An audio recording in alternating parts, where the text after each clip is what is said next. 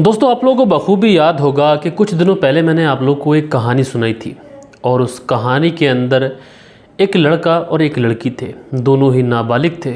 जो लड़की थी वो अपने माँ बाप की इकलौती लड़की थी और उसका एक भाई था। और दोस्तों, उस लड़की की माँ अब इस दुनिया में नहीं थी।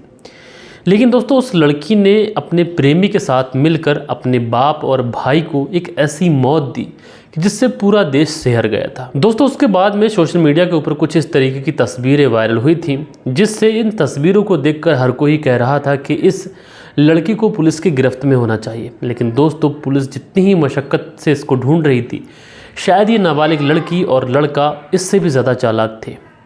ये पुलिस के साथ में 75 दिनों तक आंख मिचौले का खेल खेलते रहे। पुलिस इनकी लोकेशन को ट्रैक करती, इनकी लोकेशन कहीं पर मिलती, पुलिस जब तक वहां पर पहुंचती तो पता चलता कि ये दोनों वहां से फरार हो चुके हैं। हाल ही में पुलिस को इनकी लोकेशन जो बांग्लादेश भारत का बॉर्डर है वहाँ पर भी मिली थी और उसके बाद में नेपाल और भारत के बॉर्डर पर भी मिली थी। हालांकि पुलिस को ऐसा लग रहा था कि शायद ये लोग बाहर भागने की फिराक में हैं, इसलिए पुलिस ने वहाँ की सिक्योरिटी एजेंसीज़ को भी काफ़ी ज़्यादा अलर्ट कर रखा था। लेकिन दोस्तों, फ़िलहाल ये जो लड़की है इसको हरिद्वार से गिरफ्तार कर लिया गया है। पूरे 75 दिनों के आसपास वक्त बीत चुका था। जब इस लड़की को गिरफ्तार कर दिया जाता है तो उसके बाद में जो लड़का होता है मुकुल, ये अपने आप को पुलिस के सामने सरेंडर कर देता है, क्योंकि उसको ऐसा लगता है कि अगर लड़की को गिरफ्तार कर लिया गया है तो हो सकता है कि इस पूरे कत्ल का इल्ज़ाम उस लड़के के ऊपर आ जाए। बहरहाल दोस्तों, पुलिस ने जब इन लड़का और लड़की को गिरफ्तार करने के बाद में जब इस पूरी कत्ल की इन्वेस्टिगेशन की तो एक ऐसी कहानी निकल के आई जिसे सुनने के बाद में आप लोग हैरान और परेशान रह सकते हैं। आप लोग यही कहेंगे कि भगवान ऐसी औलाद किसी को ना दे। तो दोस्तों, पूरी कहानी सिलसिलेवार तरीके से मैं आप लोग को बताऊंगा, बस आप लोग इस कहानी में अंत तक बने रहिएगा। दोस्तों, रात के 10 बज चुके हैं। मैं हूं आप सभी का अपना शावेज़ मलिक और हाजिर हूं आप लोग के सामने फिर से एक क्राइम की कहानी को लेके, एक क्राइम की घटना को लेके। और दोस्तों, आज की जो घटना मैं आप लोग को सुनाने जा रहा हूँ, ये घटना है मध्य प्रदेश की। दरअसल दोस्तों, मैं बात कर रहा हूँ 8 मार्च साल 2024 की। और दोस्तों, 8 मार्च साल 2024 को ये जो जबलपुर है, यहीं पर एक कॉलोनी पड़ती है, मिलेनियम कॉलोनी, और यहीं पर एक घर है। इस घर के जो मुखिया हैं ये राजकुमार विश्वकर्मा हैं। इनकी एक बेटी है काव्या और इनका एक 8 साल का बेटा भी है जिसका नाम तनिष्क है। दोस्तों, 8 मार्च सुबह 8 बजे के आसपास इनके घर के पीछे वाले दरवाजे को एक व्यक्ति कटर मशीन से काटता है और कटर मशीन से काटने के बाद में वो व्यक्ति इनके घर में प्रवेश कर जाता है। अब जैसे ही ये व्यक्ति प्रवेश कर घर के अंदर पहुंचता है तो देखता क्या है कि जो राजकुमार हैं, वो जो कि रेलवे के हेड क्लर्क हैं, वो किचन के अंदर सुबह का नाश्ता बना रहे हैं। अब जैसे ही ये उनको देखता है, पीछे से एक भारी भरकम चीज़ ले जाकर उनके सर पर दे मारता है। वो कुछ समझ पाते इससे पहले ही ये कई सारे प्रहार करता है। और दोस्तों, जब इस तरीके से प्रहार करता है तो जो राजकुमार होते हैं ये वहीं पर गिर जाते हैं। और दोस्तों, हैरानी की बात ये थी कि जो काव्या है, जो कि थोड़ी समझदार भी है, ये गेट पर खड़े होकर सारा नज़ारा देख रही है। लेकिन दोस्तों, जो 8 साल का बेटा होता है तनिष्क, ये अपने रूम के अंदर था। जब इसको चीखने और चिल्लाने की आवाज़ें पहुँचती हैं, ये बाहर निकलता है। और दोस्तों, जैसे ही ये बाहर निकलकर पहुंचता है तो देखता क्या है कि मोहल्ले में ही रहने वाला एक लड़का जिसका नाम मुकुल है, मुकुल उसके पिता के शरीर पर, उसके फेस पर बहुत तेज़ी के साथ में किसी भारी भरकम चीज़ से प्रहार कर रहा है। अब जो तनिष्क था बेटा 8 साल का, वो इतना तो समझ जाता है कि उसके पिता को मारा जा रहा है, इसलिए ये मुकुल के पास पहुंचता है और कहता है कि उसके पिता को मत मारो। उसके पैरों में गिर जाता है, रोने लगता है, गिड़गिड़ाने लगता है। अब दोस्तों, जब 8 साल का लड़का रोते हुए मुकुल के पैरों में गिर जाता है जिसका नाम तनिष्क है, तो जो मुकुल था उसके ऊपर इसके रोने की, इसके चीखने की, इसकी सिसकियों की एक भी आवाज़ का असर नहीं होता है। और उसका जब तक मन करता है, जब तक ये राजकुमार विश्वकर्मा के सर पर ज़ोर से प्रहार करता रहता है। प्रहार इतना ज़्यादा ज़बरदस्त था, इतना ज़्यादा तेज़ी के साथ में, इतनी ज़्यादा ताकत के साथ में प्रहार किया जा रहा था कि जो राजकुमार विश्वकर्मा है, उनकी सर की जो हड्डियां थीं ये चकनाचूर हो चुकी थीं। उसके बाद में जो मुकुल था, जो राजकुमार विश्वकर्मा के सर पर वार कर रहा था, वो एक वार तनिष्क के सर पर करता है, दूसरा वार तनिष्क के कंधे पर करता है। तनिष्क जो कि 8 साल का लड़का है, वो ये सारे वार बर्दाश्त नहीं कर पाता है और वहीं पर मौके पे ही गिर जाता है और अपनी जो प्राण होते हैं उसके वो निकल जाते हैं। और दोस्तों, दोनों की मृत्यु हो जाती है। अब दोस्तों, ये जो नज़ारा था, ये जो सारी चीज़ें थी, ये बेटी काव्या गेट पर खड़े होकर देख रही थी। जब काव्या गेट पर खड़े होकर ये सारी चीज़ें देख रही थी तो वो चीखने की कोशिश करती है क्योंकि उसकी नज़र के सामने उसके पिता और उसके भाई की हत्या की जा चुकी थी। अब दोस्तों जब मुकुल ये देखता है कि काव्या चीखने वाली है तो ये काव्या से कहता है कि चीखने की कोशिश भी मत करना।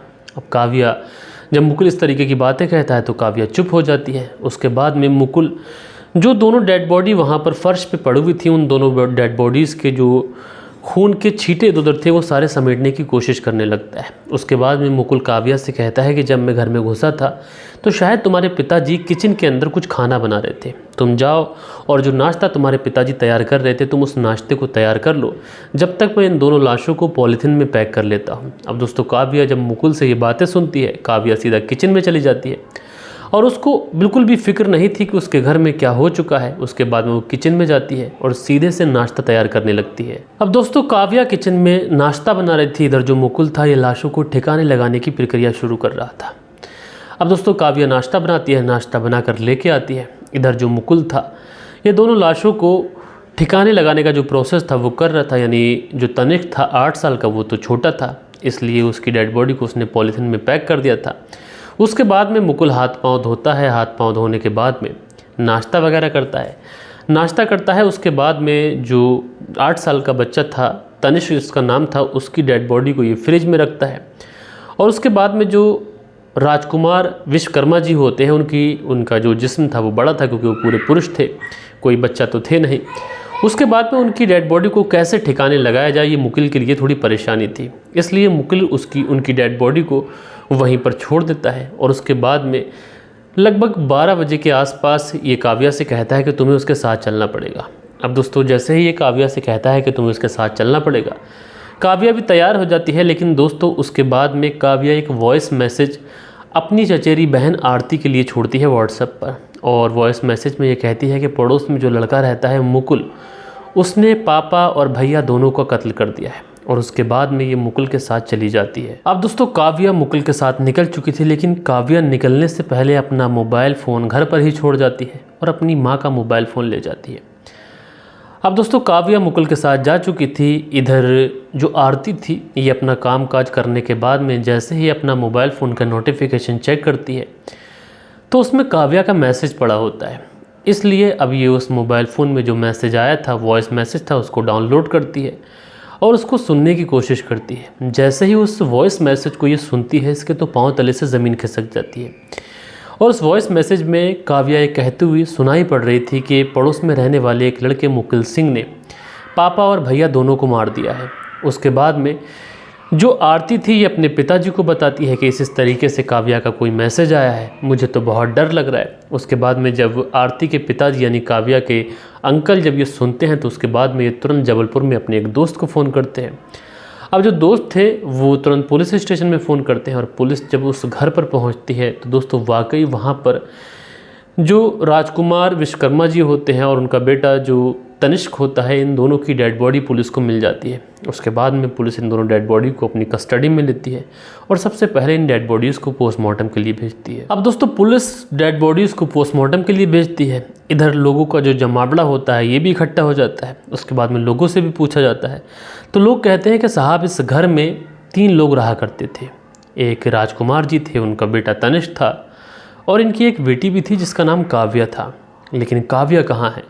उसके बाद में पुलिस वाले पूछते हैं कि आखिर इनकी जो राजकुमार जी हैं इनकी पत्नी कहाँ है, यानी काव्या की माँ कहाँ है? तो उसके बाद में जो लोग होते हैं वो बताते हैं कि मई साल 2023 में ये जो परिवार था ये कहीं घूमने के लिए गया हुआ था और उसी समय इनकी जो पत्नी होती है उसका नाम भी आरती होता है, उसकी अचानक से इतनी ज़्यादा तबीयत ख़राब होती है कि उनकी वहीं पर मौत हो जाती है। उसके बाद में इनके परिवार के अंदर सिर्फ 3 लोग बचते हैं। बेटी काव्या होती है, बेटा तनिष्क होता है और राजकुमार विश्वकर्मा जी। लेकिन दोस्तों अब माँ की मृत्यु तो 1 साल पहले हो चुकी थी और अब बाप और बेटे की भी हत्या हो चुकी है। लेकिन काव्या कहाँ है, ये सबसे बड़ा सवाल था। काव्या को कौन लेके गया, काव्या किसके साथ गई है, काव्या ठीक तो होगी या फिर काव्या की भी हत्या कर शव को कहीं ठिकाने लगा दिया गया। ये कई सारे सवाल थे जो लोगों के जहन में थे, रिश्तेदारों के जहन में थे, पुलिस के जहन में थे। लिहाजा आप इस पूरे मामले को पुलिस अपने तरीके से हैंडल करने के लिए इस पूरे मामले में पुलिस छानबीन शुरू करती है। अब दोस्तों पुलिस सबसे पहले वहाँ के जो सीसीटीवी कैमरास होते हैं उन सीसीटीवी कैमरास को खंगालना शुरू करती है। लेकिन दोस्तों जैसे ही सीसीटीवी कैमरास खंगाले जाते हैं तो उसमें जो काव्या होती है ये मुकुल के साथ जाती हुई दिखाई पड़ती है। लिहाजा पुलिस को ये लगता है और एक तरीके से पुलिस को सुकून भी मिलता है कि जो काव्या है ये पूरी तरीके से सुरक्षित है। लेकिन अब सबसे बड़ा सवाल ये था कि आखिर काव्या कातिल के साथ क्यों जा रही है और जो कातिल है काव्या के साथ इस तरीके का व्यवहार क्यों कर रहा है। और दोस्तों पुलिस इस पूरे मामले में छानबीन आगे बढ़ा रही थी। इसी बीच में पोस्टमार्टम की जो रिपोर्ट होती है, पोस्टमार्टम की रिपोर्ट भी आ जाती है और उस रिपोर्ट में ये खुलासा होता है कि जो राजकुमार विश्वकर्मा जी हैं उनके ऊपर चॉपर से कम 10 वार किए गए थे। जो बेटा तनिष्क था उसके ऊपर चॉपर से कम 6 वार किए गए थे और दोनों के सर की हड्डी टूट चुकी थी और जो बेटा तनिष्क था उसकी गर्दन की हड्डियां भी टूटी हुई पाई गई। डॉक्टर को ऐसा लगता था कि शायद जो कत्ल करने वाला व्यक्ति है उसका हाथ फिसल गया होगा, जिसकी वजह से गर्दन पे भी निशान आए हैं। अब दोस्तों पुलिस इन दोनों जो काव्या थी और जो मुकुल थी इनकी तलाश कर रही थी। लेकिन दोस्तों पुलिस जब अपनी छानबीन आगे बढ़ाती है तो पता चलता है कि जो काव्या है वो मुकुल के साथ में रिश्ते में थी, यानी दोनों के बीच में ऐसा रिश्ता था जो कि ये लोग जिसको प्यार का नाम दे रहे थे। और दोस्तों उसके बाद में अलग अलग सीसीटीवी कैमरास में इन लोगों को देखा गया। ये एक ऐसा मर्डर था, डबल मर्डर, जिसकी गूंज उस समय पूरे भारत के अंदर सुनाई पड़ रही थी और हर कोई इसको सुनने के बाद में दंग हो रहा था, परेशान हो रहा था कि एक बेटी को जिस तरीके से पाला पोसा, माँ के बाद बाप जो था माँ का भी फ़र्ज़ निभा रहा था, लेकिन उस बेटी ने बाप के साथ अपने प्रेमी के साथ मिलकर क्या किया, भाई के साथ क्या किया।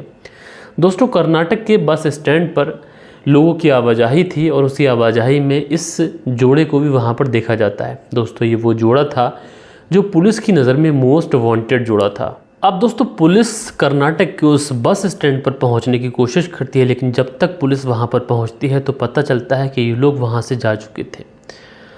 अब दोस्तों धीरे धीरे वक्त गुजरता है, 23 दिन का लंबा समय गुजर जाता है और 23 दिन के बाद में कर्नाटक से हज़ारों किलोमीटर दूर ये जोड़ी मथुरा में देखी जाती है। और दोस्तों मथुरा के अंदर ये लोग एक दुकान पर देखे जाते हैं। 3 अलग अलग सीसीटीवी कैमरास में इनकी जो फुटेज होती है वो कैद होती है। लड़का जो था वो दुकान के अंदर कुछ लेने के लिए जाता है और जो लड़की होती है वो दुकान के बाहर खड़े होकर उस लड़के का वेट कर रही थी। अब दोस्तों पुलिस जब मथुरा के अंदर इनकी सीसीटीवी फुटेज देखती है तो तीनों फुटेज में अलग अलग तरीके से इनको देखा गया। पहली में दुकान के अंदर, दूसरी में एटीएम के अंदर और तीसरी फुटेज में ये लोग जो श्री कृष्ण जन्मभूमि है उसके गेट के पास दिखाई पड़ते हैं। अब दोस्तों जैसे ही पुलिस वहां पर पहुंचती है तो पता चलता है कि ये लोग वहां से भी फरार हो चुके हैं और अगले ही दिन जस्ट इनकी सीसीटीवी फुटेज चंडीगढ़ के अंदर कैद होती है। अब दोस्तों चंडीगढ़ के अंदर जो सीसीटीवी फुटेज कैद हुई थी उसमें पुलिस देखती है कि इन लोगों के पास में जो लगेज है ये काफ़ी ज़्यादा बढ़ चुका है और इनके पास में एक लाल कलर का बैग है, एक ब्लैक कलर का बैग है, एक पिट्ठू बैग है, साथ के साथ काव्या के पास में भी एक छोटा सा बैग है। लेकिन दोस्तों पुलिस को इन सीसीटीवी फुटेज देखने के बाद में ये तो पता चल रहा था कि इनके पास सामान बढ़ रहा है, यानी इनके पास में पैसों की अब कमी हो रही है। यानी अब पैसों की इनके पास में कमी हो रही है तो ये लोग कुछ ना कुछ ऐसी गलती तो ज़रूर करेंगे कि जिससे पुलिस इन्हें ज़रूर गिरफ्तार करेगी। लेकिन दोस्तों मानो या ना मानो ये जो कातिल जोड़ी थी ये पुलिस को 75 दिनों से पानी पिला रही थी और पुलिस की गिरफ्त से ये लोग अभी भी दूर थे। अब दोस्तों जब पुलिस इस पूरे मामले में लगातार एक्टिव थी, लगातार छानबीन कर रही थी, तो पुलिस को बहुत सारी ऐसी चीज़ें मिलती हैं, बहुत सारी ऐसी चीज़ें पुलिस की छानबीन में पुलिस को पता चलती है कि जो आरोपी, जो कातिल मुकुल है, उसने बहुत ही चालाकी के साथ में इस पूरे कत्ल की प्लानिंग की थी। दरअसल उसने महीनों पहले ही इस कत्ल की स्क्रिप्ट लिखी थी और उसने चॉपर पहले से ही ले लिया था और जो कटर होता है गेट काटने वाला पहले से ही लिया था। लेकिन हैरानी की बात यह थी कि इसने ये सारी चीज़ें किसी भी स्टोर से नहीं खरीदी थी बल्कि ऑनलाइन मंगाई थी और ऑनलाइन मंगाने के बाद में उसने अपने घर का एड्रेस भी नहीं डाला था, बल्कि उसने रेलवे स्टेशन के पास में एक घर का एड्रेस डाल दिया था, साथ में अपना मोबाइल नंबर डाल दिया था। बाद में डिलीवरी बॉय से कॉन्टैक्ट करते हुए उसने वो सामान वहाँ से पिक किया और उसके बाद में उस सामान को अपने घर के गैरेज में छुपा दिया था। और दोस्तों इधर जो मुकुल और जो काव्या थे लगातार भाग रहे थे, लगातार पुलिस की गिरफ्त से फरार थे और 75 दिनों से ज़्यादा का समय बीत चुका था। लेकिन दोस्तों धीरे धीरे इनके जो पैसे थे ये ख़त्म हो रहे थे। पुलिस को अपनी जांच में ये पता चलता है कि जो मुकुल सिंह है उसके 2 खाते थे, 2 बैंक अकाउंट थे, लेकिन दोनों ही बैंक अकाउंट में कुछ ज़्यादा पैसे नहीं थे, वो कुछ ही दिन में ख़त्म हो चुके थे।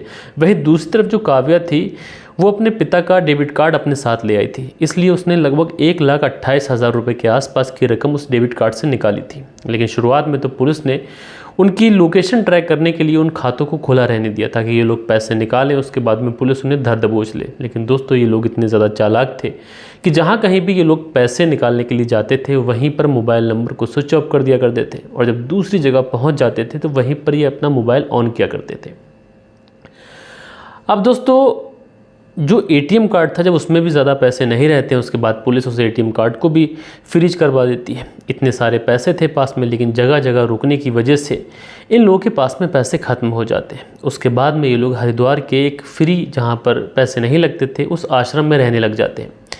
लेकिन दोस्तों पुलिस ने इनके मोस्ट वांटेड होने के पोस्टर जगह जगह लगाए थे। सोशल मीडिया के ऊपर भी ये दोनों वायरल थे। मोस्ट वांटेड के पोस्टर इनके हिंदुस्तान में हर जगह लगे हुए थे, इसलिए हरिद्वार में जो स्थानीय लोग होते हैं वो इन दोनों को पहचान लेते हैं। उसके बाद में एक रास्ते पर इन दोनों को रोक लिया जाता है।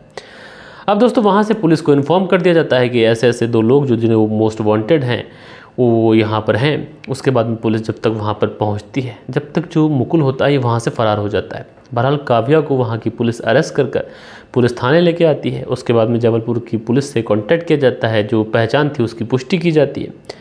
अब दोस्तों जबलपुर की जो पुलिस होती है ये भी हरिद्वार के लिए रवाना हो जाती है। उसके बाद में इस लड़की से पूछताछ की जाती है, तो लड़की जो कत्ल की बात थी उसे कबूल करती है और बताती है कि मुकुल के साथ में उसके बहुत पुराने रिश्ते हैं।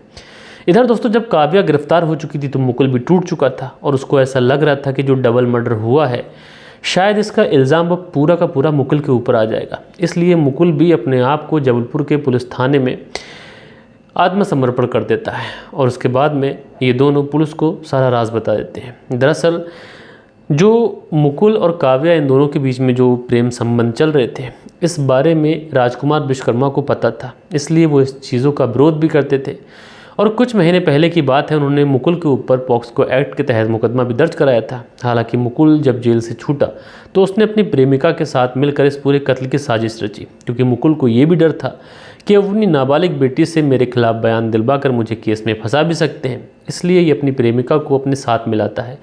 अब दोस्तों जो राजकुमार विश्वकर्मा जी होते हैं, ये अपनी बेटी को अपने एक रिश्तेदार के घर भी भेज देते हैं, लेकिन वहाँ से भी जो काव्या थी ये अपने प्रेमी मुकुल के साथ में सोशल मीडिया के थ्रू जुड़ी हुई थी, उससे लगातार बात कर रही थी। और दोस्तों इसी के तहत जो प्लानिंग इन्होंने की थी, ऑनलाइन जो सामान मंगाया था, उस सामान की मदद से ये लोग 14 मार्च के आसपास गेट काटते हैं। और उसके बाद में जो राजकुमार जी होते हैं, जो किचन में काम कर रहे होते हैं, मुकुल पीछे से जाकर उनके शरीर पर कई सारे प्रहार करता है किसी भारी भरकम चौपड़ से, वहीं पर गिर जाते हैं। 8 साल का बेटा तनिष्क जब अपने पिता को बचाने आता है तो मुकुल उनकी भी बड़ी बेरहमी से हत्या कर देता है। इन दोनों का प्लान था कि दोनों ही डेड बॉडी के पीसेस कर कर ये लोग फ्रिज में स्टोर कर देंगे और वहाँ से निकल जाएंगे, लेकिन जब ज़्यादा खून बह गया तो ये दोनों डर गए। उसके बाद में डेड बॉडी को वहीं पर ऐसे ही छोड़ गए और घर में कुछ अगरबत्तियां लगा गए जिससे लोगों को बदबू ना जाए। यानी दोस्तों अब इन दोनों ने पुलिस के सामने अपना जुर्म कबूल किया था। पुलिस की छानबीन में ये पता चला कि मुकुल के साथ में उसकी 16 साल की प्रेमिका काव्या उतनी ही भागीदार है जितना मुकुल है। और दोस्तों जब लोग इस कहानी को सुन रहे थे तो लोग अपने कानों पर हाथ रख रहे थे। लोग यही कह रहे थे कि एक बेटी को इतने नाज से, इतने लाड से, इतने प्यार से एक बाप पालता है और एक अनजान के साथ मिलकर वो अपने बाप के साथ में इस तरीके का कृत्य कर जाए तो फिर रिश्तों का क्या ही मोल रह गया है। दोस्तों मैं कहना चाहूँगा उन सभी बेटियों से, उन सभी बेटों से कि प्यार मोहब्बत अपनी जगह है, लेकिन क्राइम का रास्ता गलत है। क्राइम का रास्ता कभी नहीं चुनना चाहिए। मुकुल और काव्या ने अपने प्रेम में इतना भी नहीं सोचा कि इन लोगों ने एक मासूम 8 साल का बच्चा और जो काव्या के पिताजी थे जो भरपूर प्यार से अपनी बेटी की परवरिश कर रहे थे, उनकी भी हत्या कर दी। दोस्तों इस तरीके से एक जो रिश्ता था वो शर्मसार हो गया। बहरहाल दोस्तों आप लोग इस पूरी कहानी के बारे में क्या कहना चाहते हैं कमेंट्स बॉक्स में ज़रूर से ज़रूर बताइएगा। और कल के दिन आप लोग के जो भी कमेंट्स आए हैं वक्त होता है कि आप लोग के कमेंट्स पढ़े जाएं। सो दोस्तों हमारे वीडियोस पे जो कल के दिन कमेंट्स हैं इसमें पहला कमेंट है दिल बहादुर सिंह जी का, लिखते हैं nice story, thank you mister Malik, जो कि लंदन से हमारी कहानी सुनते हैं। भैया आपका बहुत बहुत शुक्रिया। उसके बाद में शाहिदा परवीन हैं और ये लिखते हैं आपकी स्टोरी सुनाने का जो अंदाज़ है ये बेहद अच्छा है। तो शाहिदा परवीन जी आपका बहुत बहुत शुक्रिया। उसके बाद में विनोद उपाध्याय हैं, लिखते हैं मलिक भाई नमस्कार, कहानी बहुत अच्छी लगी और कहानी सुनाने का जो अंदाज़ है हमेशा की तरह बेहतर है। तो भाई विनोद उपाध्याय जी आपका बहुत बहुत शुक्रिया। उसके बाद में जो अगला कमेंट्स है ये है नायक म्यूज़िक का, और ये लिखते हैं जय जगन्नाथ भाई, कहानी अच्छी लगी। सुरेश नायक, गोला भाई, उड़ीसा से। तो सुरेश नायक जी आपका बेहद शुक्रिया। उसके बाद में अगला जो कमेंट्स है सुरेंद्र शर्मा का है, लिखते हैं लव यू भाई, तो भाई लव यू टू। उसके बाद में लिखते हैं नाइस स्टोरी, सुरेंद्र कुमार, श्री विजयनगर राजस्थान से। तो सुरेंद्र कुमार जी आप श्री विजयनगर राजस्थान से हमारी कहानी सुनते हैं, आपका बहुत बहुत शुक्रिया। संजू राजपूत हैं, लिखते हैं नाइस, तो भैया आपका बहुत बहुत शुक्रिया। उसके बाद में अशफाक अहमद है, लिखते हैं अस्सलाम वालेकुम भाई, आप कैसे हैं, और आपकी कहानी सुनाने की जो कहानी तरीका है काफ़ी अच्छा लगता है, हमेशा सुनता हूँ। तो भाई अशफाक अहमद जी आपका बहुत बहुत शुक्रिया। उसके बाद में सैयद तबरेज़ हैं, लिखते हैं हमारे यहाँ की घटना है, 1 सप्ताह पहले की घटना है, सच्ची घटना है, दिल से धन्यवाद आपका सर जी। तो सैयद तबरेज़ जी हमारे चैनल पर जो भी कहानियाँ होती हैं वो ट्रू क्राइम की ही कहानियाँ होती हैं, कोई ऐसी फेक स्टोरी हम नहीं सुनाते। हम लोगों को आगाह करने की कोशिश करते हैं, लोगों को सतर्क करने की कोशिश करते हैं, क्राइम से दूर ले जाने की कोशिश करते हैं।